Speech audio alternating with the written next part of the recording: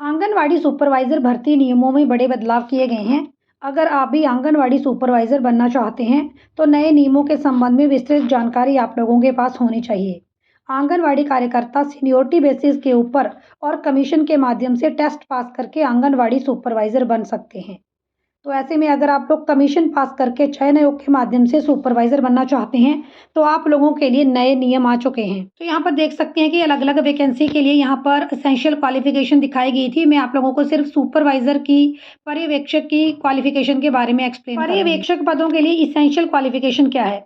भारत में विश्वविद्यालय द्वारा स्थापित किसी विश्वविद्यालय में से एक विषय के रूप में समाजशास्त्र के साथ स्नातक उपाधि या सरकार द्वारा उसके समकक्ष मान्यता प्राप्त कोई अर्हता, यानी यहाँ पर आपसे ग्रेजुएशन मांगी गई है, लेकिन ये बोला गया है कि ग्रेजुएशन में समाजशास्त्र आपके लिए एक कंपल्सरी सब्जेक्ट के रूप में होना चाहिए था। तो ये कंपल्सरी है कि या तो आपने समाजशास्त्र रखा हो या बिल्कुल समाजशास्त्र के समकक्ष कोई सब्जेक्ट रखा हो, जो बिल्कुल समाजशास्त्र का ही एक रूप हो। तो ध्यान दें, ग्रेजुएशन चाहिए लेकिन समाजशास्त्र में चाहिए।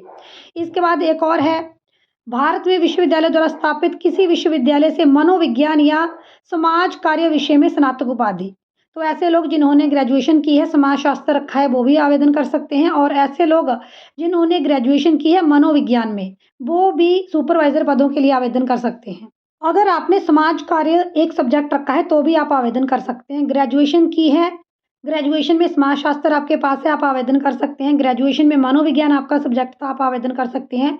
ग्रेजुएशन में समाज कार्य अगर आपका सब्जेक्ट था तो आप लोग आवेदन कर सकते हैं। और क्योंकि चयन आयोग के माध्यम से आवेदन के संबंध में जानकारी है, तो सिर्फ ग्रेजुएट अभ्यर्थी ही यहाँ पर आवेदन कर सकते हैं। इसके बाद है अधिमानी। प्रेफ़रेंस दी जाएगी। समाज कार्य या शिक्षा से संबंधित किसी सरकारी या मान्यता प्राप्त स्वैच्छिक संस्थान में पर्यवेक्षक के तौर पर 1 वर्ष का व्यावहारिक अनुभव।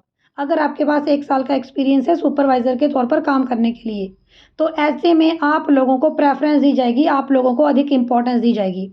जैसे क्वालिफ़िकेशन सबके पास है, लेकिन एक व्यक्ति के पास एक्सपीरियंस भी है, तो यहाँ पर उसको नौकरी का मौका ज़्यादा दिया जाएगा। उत्तर प्रदेश में ये नोटिफ़िकेशन जारी किया गया था, जहाँ पर उत्तर प्रदेश में अलग-अलग वैकेंसी के संबंध में यहाँ पर विस्तृत जानकारी दी गई थी कि कौन-कौन सी वैकेंसी के लिए कौन-कौन से अभ्यर्थी यहाँ पर आवेदन कर सकते थे।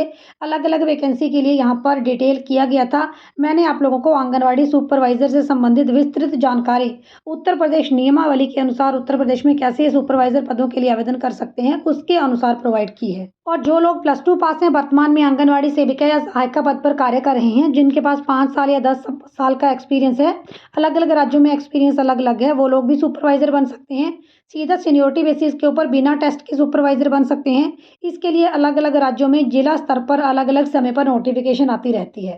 तो अगर आप सेविका सहायिका हैं, 12th पास हैं, तो भी आप लोग सुपरवाइज़र पदों के लिए सीधे तौर पर बिना किसी एग्ज़ामिनेशन के आवेदन कर सकते हैं। चैनल के ऊपर नहीं है तो ऑल इंडिया आंगनवाड़ी न्यूज़ पाने के लिए चैनल को सब्सक्राइब कर दें। वीडियो अच्छा लगा है लाइक शेयर ज़रूर करें।